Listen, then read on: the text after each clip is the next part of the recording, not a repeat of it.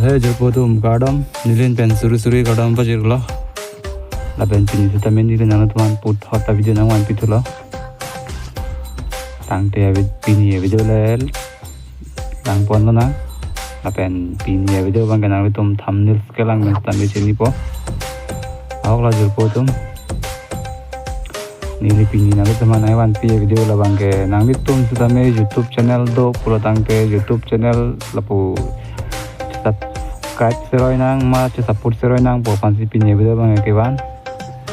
la channel tum ta me YouTube channel do pulo tang te la comment box long nang YouTube channel amen ju tha no ni le ta me nang subscribe po la pen che subscribe seroi da nang la pen ni dong kwan ma nang lang do na jur pi jur pu don ta me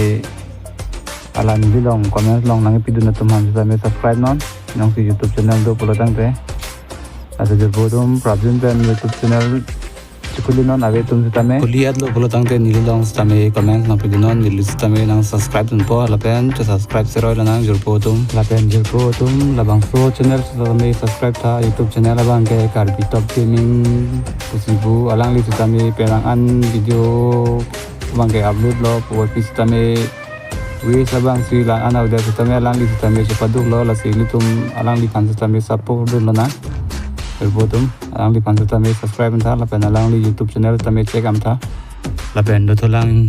jurpotum hala karbi binod wan MB polon dipenya YouTube channel tami subscribe am tha, alang di tami video ka banai bang cepaduk pik lo, lapen video tami upload page lo, lapen ni long nang kelang don vera tum tami alang di tum YouTube channel tami lang amra